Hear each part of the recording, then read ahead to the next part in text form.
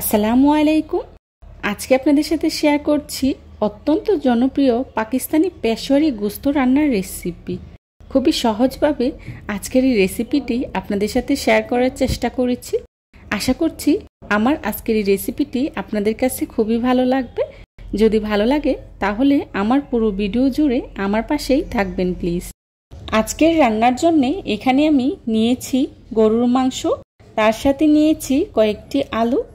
এবার চুলায় একটি প্যান বসিয়ে এর মধ্যে দিয়ে দিচ্ছি 2 টেবিল চামচ ঘি।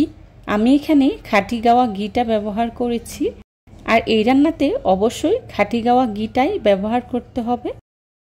ঘিটা হালকা গরম হয়ে আসলেই দিয়ে দিচ্ছি আলু। আলুটাকে আমি কিছুক্ষণ ভেজে নিয়েছি। এখন দিয়ে দিচ্ছি গরুর মাংসগুলো দিয়েও কিছুক্ষণ ভেজে নেব। এই পর্যায়ে দিয়ে দিচ্ছি পরিমাণ মতো লবণ। এখন আরও কিছুক্ষণ ভেজে নেব। যেহেতু আমরা বাঙালি, একটু ঝাল না হলে আমাদের কাছে ভালো লাগে না, সেহেতু আমি কাঁচামরিচ দিয়েছি। কাঁচামরিচটাকে আমি মাঝখান থেকে ভেঙে দিয়েছি। কাঁচামরিচ থেকে যে জাল বের হবে সেটা একদম পারফেক্ট। এখন আরও কিছুক্ষণ ভেজে নেব। মাংসটাকে আমি বেশ কিছুক্ষণ সময় নিয়ে ভেজে নিয়েছি। এই পর্যায়ে দিয়ে দিচ্ছি কয়েকটি গোলমরিচ। আপনারা চাইলে গোলমরিচের গুঁড়াটাও ব্যবহার করতে পারেন। মূলত এই রান্না ঘি দিয়ে করতে হয়।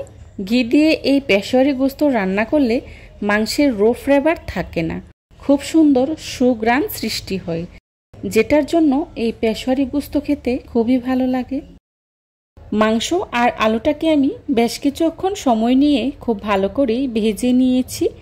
এই পর্যায়ে দিয়ে দিচ্ছি পরিমাণ মতো পানি।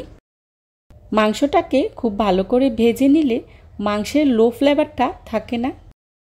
আমি এখানে গরম পানি ব্যবহার করেছি, আর পানির পরিমাণটা এমনভাবে দিতে হবে যাতে করে মাংসগুলো পুরোপুরি সিদ্ধ হয়ে যায় আর ঝোলটাও থেকে যায়। এই পর্যায়ে দিয়ে দিচ্ছি আরও 2 টেবিল চামচ ঘি। এই পর্যায়ে ঘি দিলে খুব সুন্দর সুঘ্রাণ বের হবে। প্রথমে যে ঘি দিয়েছি মাংস ভাজার কারণে সেটার স্মেল নষ্ট হয়ে যায়। আর দিয়ে দিচ্ছি আস্ত কাঁচামরিচ কয়েকটি। এবার ঢাকনা দিয়ে ঢেকে মাংসটাকে আমি 1 ঘন্টার মতো রান্না করে নেব। আর চুলার আঁচটা মিডিয়ামে রেখেই রান্না করে নিয়েছি। ফিরে এলাম 1 ঘন্টা পর। দেখুন আমার মাংসটা পুরোপুরি রান্না করে নেওয়া হয়ে গিয়েছে, আর রান্নাটা একদম পারফেক্ট হয়েছে। আর এই রান্নাতে ঘি কিন্তু অবশ্যই আপনাকে দিতে হবে। এই রান্নার মেন উপকরণ কিন্তু ঘি, তাই ঘি স্কিপ করে তেল দিয়ে রান্না করা যাবে না। যদি তেল দিয়ে রান্না করেন তাহলে পেশোয়ারি গোশতের স্বাদ পাবেন না। তাই আপনারা অবশ্যই পেশোয়ারি গোশত ঘি দিয়েই রান্না করার চেষ্টা করবেন। ঘি দিয়ে রান্না করলে পেশোয়ারি মাংসের যে অথেন্টিক স্বাদ সেটাই আপনারা পাবেন। আমি একটি সার্ভিং ডিশে সার্ভ করে নিয়েছি। দেখুন দেখতে কতটা লোভনীয় হয়েছে, আর খেতেও কিন্তু ভীষণ মজার হয়েছিল।